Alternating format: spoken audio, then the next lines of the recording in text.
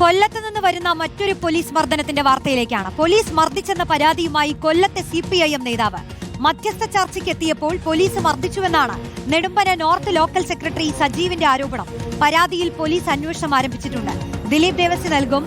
ദിലീപ്, പല പാർട്ടികളിൽ നിന്ന് യുവജന നേതാക്കളെയൊക്കെ ഇങ്ങനെ പോലീസ് മർദ്ദിച്ചിട്ടുണ്ട് എന്നുള്ള വിവരങ്ങൾ വരുന്നതിനിടയിലാണ് ഇത്തരമൊരു പരാതി കൂടി, അതും CPIM നോർത്ത് ലോക്കൽ സെക്രട്ടറി ആയിട്ടുള്ള ഒരാളുടെ ആരോപണം. അത് ഗൗരവതരമാണല്ലോ അല്ലേ?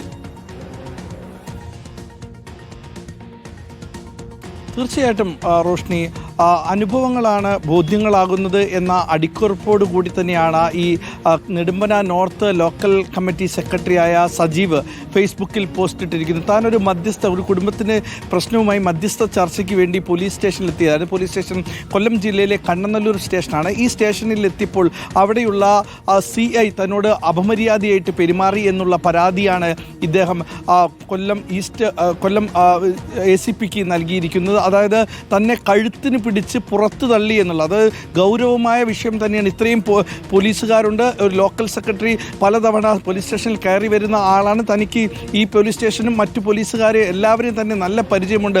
അത്തരത്തിലുള്ള തന്നോടാണ് ഇത്രയും പോലീസുകാരും ഈ ആളുകളും നോക്കി നിൽക്കെ കഴുത്തിന് പിടിച്ച് പുറത്തു തള്ളിയത് എന്നുള്ള കാര്യങ്ങളാണ്. ആഭ്യന്തര വകുപ്പിലെ എല്ലാ പോലീസുകാരും മോശമാണെന്ന് താൻ പറയില്ല, പക്ഷേ ഇത്തരം പോലീസുകാർ ആഭ്യന്തര വകുപ്പിനെ ചീത്തപ്പേരുണ്ടാക്കുന്നു എന്നാണ് സജീവ് പറഞ്ഞത്. സജീവ് വലിയ വിഷമത്തോടുകൂടെ ഫേസ്ബുക്കിൽ പോസ്റ്റ് ഇടുകയും ആ പോസ്റ്റ് ഇട്ടതിന് ശേഷം അദ്ദേഹം ആ പോസ്റ്റ് തന്നെ കുറിച്ചിരിക്കുന്നത് ഇങ്ങനെയാണ്: ഇതിൻ്റെ പേരിൽ തനിക്ക് പാർട്ടിയിൽ നിന്ന് നടപടി ഉണ്ടാകുകയാണെങ്കിൽ കുഴപ്പമില്ല എന്നുള്ള കാര്യം കൂടി ഓർമ്മപ്പെടുത്തിക്കൊണ്ടാണ് അദ്ദേഹം പോസ്റ്റ് ഇട്ടിരിക്കുന്നത്. അദ്ദേഹം പറഞ്ഞിരിക്കുന്നത്, ഈ കുടുംബത്തിൻ്റെ ഒരു പരാതി ചർച്ച ചെയ്തെത്തിക്കാനാണ് ഞാൻ അവിടെ എത്തിയത്, പക്ഷേ ഒരു മര്യാദയില്ലാതെയാണ് CI പെരുമാറിയതെന്നും കഴുത്തിന് പിടിച്ച് ആളുകളുടെ മുന്നിൽ തള്ളി പുറത്താക്കുകയും ചെയ്ത് ഈ പോലീസുകാർക്കെതിരെ നടപടി ഉണ്ടാകുമെന്ന് തന്നെയാണ് ഇപ്പോൾ നമ്മൾക്കറിയാൻ കഴിഞ്ഞത്. എന്തായാലും ACP ഇതുമായി ബന്ധപ്പെട്ട് അന്വേഷണം ആരംഭിച്ചിട്ടുണ്ട്. റോഷ്നി.